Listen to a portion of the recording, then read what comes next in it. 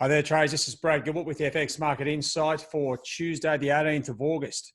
All right, just to give you a bit of an early start, the bit of a slight risk-on day with the Nasdaq really closing a lot higher. I think it was Nvidia and a couple of other tech firms producing sort of really high profits, as you'd expect. Everyone sitting at home watching TV and everything else. Now, the dollar index starting the week just drifting lower, right?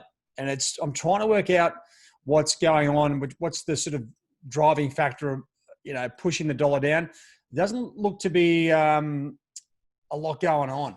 Okay, there's a bit of political news, a bit of US political news, and a bit of this and that, and then sort of just telling you what's happening with regards, say, Brexit, talks restart, and just telling you where things are. So there's not a huge amount of impotence going forward. No real clear direction. But let me just give you a look at this risk on, risk off page. Having a look here, you can see here a bit of the Dow Jones slightly down, the Nasdaq up 1%.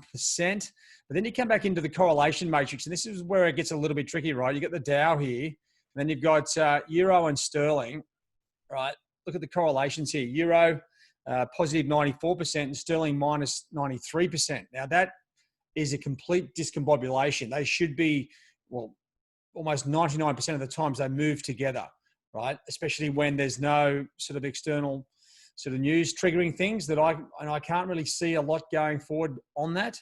But what you can see here is a lot of red, a lot of yellow, which tells me that the equity markets at the moment, start the week, are starting to impact the major pairs. Obviously a bit of a risk-on situation for Aussie yen, Kiwi yen. I know that's more related to the Nasdaq. Obviously, the Dow Jones didn't go up today, but just keep an eye on this as we go forward. The treasuries, okay, Aussie and Kiwi moving opposite to those.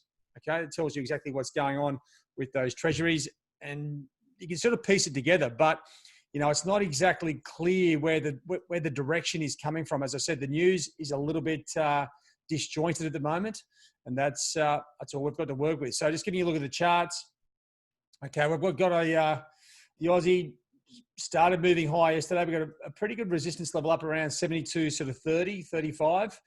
Kiwi has been doing it a bit tougher, just starting to move, but looks like it doesn't really want to go with the overriding dollar weakness. Dollar yen, well, it's dipped again yesterday, and I think there's a bit of a risk on play there, but it's hard to sort of piece this out as I said, with no clear news. You got the euro sort of slowly climbing through 118 sort of 50, and here's sterling just sort of banging away sideways. It doesn't really know what's going on. You got the sort of US perspective. You've got the Brexit talks restarting, and then you got dollar CAD. Now we've got a good resistance level up around 132.50, and it's coming back to test this previous support line. So you've got to think dollar CAD's a sell on rallies, right? Dollar weakness, we're coming back to a good resistance level. Obviously, oil is the main one there, so keep it very close on oil. If it starts to rally, you're going to see dollar CAD fall to the downside, and that goes with that US dollar weakness. All right, just give you a bit of a wrap here on the Daily Market Insight. Get off the main menu there. Okay, trading conditions, well, to me, they're a little bit average. Usually you can see what's impacting the dollar and what's pushing it up or down. The moment it's drifting lower. It looks like it wants to go, but we've got a mixed sentiment there on the US equities. Dow up, Nasdaq positive.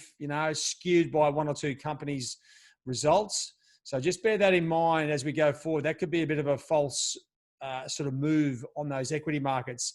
Now, a lot of the pairs, market direction. Well, the long-term trends are they sort of went back out and they're back into the groove. There's a couple of pairs here which are really ready to go. To me, dollar Swiss actually, I know it hasn't broken down in the short terms, but if it breaks down through 90.48, there's really no support down here, right? This could be the catalyst for a lot of these pairs to start moving. If dollar Swiss goes, well, you've got to expect euro to move to the top side. It'll probably take the Aussie with it, which has got a little bit more of a positive sentiment at the moment.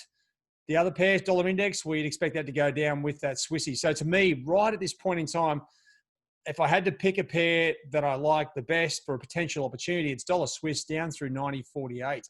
Right, that looks like where the action is.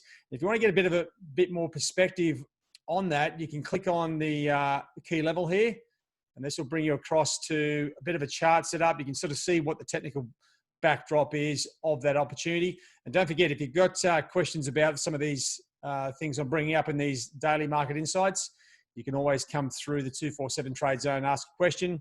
I'll answer it, or one of the other traders or one of the team will get onto that as well. So start the week. We've got a little bit of weakness in the dollar. You know what?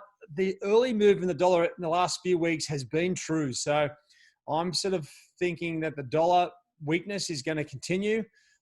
We see a good move on the dollar index as well.